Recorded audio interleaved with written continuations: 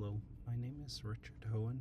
I'm in BIA-6920 talking about project phase 2.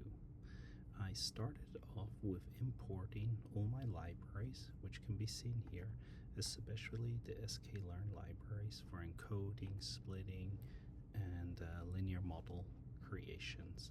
I've also got some constants here that I can use for making it easier to learn. So the first thing I'm doing is I'm importing data into raw data frames, and that's coming from CSV files into the data folder.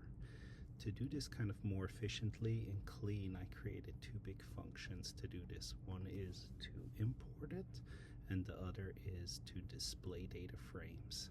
I can then just use my function to import it, and I get a nice output here, which can be seen.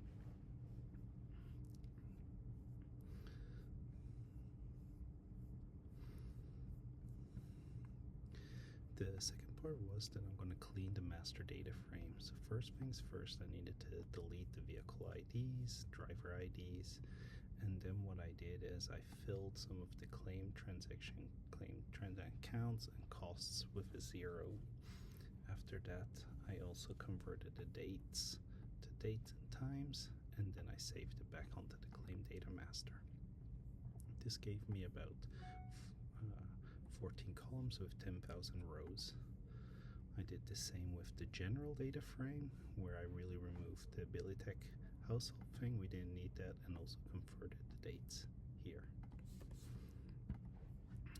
I also dropped some NAs, which kind of cleaned up the data set to about 7,500 rows.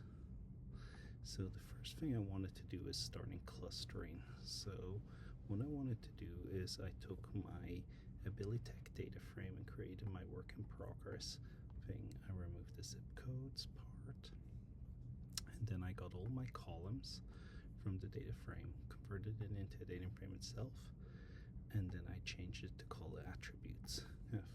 First things first is I need my Abilitech contact ID, which I'll use to kind of connect back in, and then I used interest in, car rental, and gas stations to create my main contents. I also did some quick and easy replacing where I got the front and the end removed, and then I displayed it. So here I have now 44 columns with all these interests. Using those, I then scaled the data thing, and I created a scale by dropping the ID of course column, scaled them kind of thing, took it, and then added the column names back kind of thing. Looks like this. So here they're scaled kind of thing. So then I did the clustering, where I said I'm going to have 4 clusters. I used k-means, randomized it, took my scaled data, got my labels, created it into data frame, added the labels back, and also added the labels to my previous data frame. And then I got my value counts, which you can see is about reasonably distributed, which is nice kind of thing. I know I've got 4 about equally sized clusters. Look them down. And then what I did is I took my clusters, and then I started iterating over each one to kind of get a feeling for where stuff is. So in car rental, this cluster 1 is green here. Well, if we go down, interest in Air Force, it's much lower kind of thing, the same cluster. So it's definitely creating clusters, as you can see, and you just visualize it around. Then the next part is I needed to take my clusters and I linked it to the general and to the master quote kind of thing here. So the first thing was I wanted to create a regressive model to predict the quoted total payment. To do that, I removed some columns that are not needed kind of thing, and I also got a list of columns that I needed to one-hot encode for the cluster, the prediction model. I took it, I scaled it kind of thing, and then I created my X and Y trained data sets kind of thing. So first things first, I needed to find the optimal alpha, which I used the lasso cross-validation script, and I ran it, and then I could actually graph lowest mean squared error was. So I had the lowest error right around here, which is 0.22 is my optimal alpha. Using it, I created my test, and got my scores of about 60% and a mean squared error of 600,000.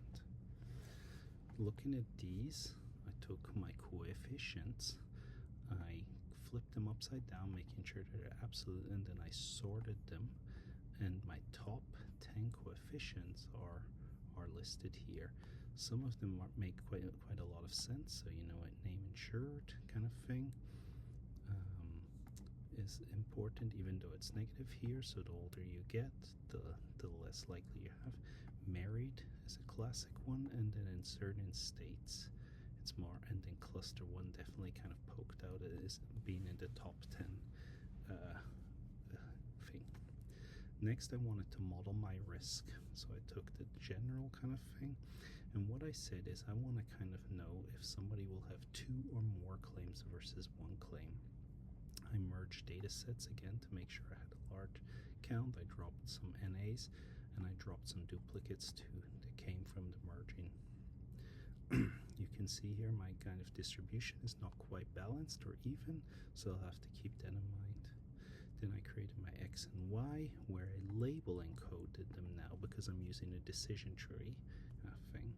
Create my data sets, and then I first tried to find the optimal depth, so from 1 to 8, and it showed that the optimal depth is 4 here, kind of thing, with the highest score here.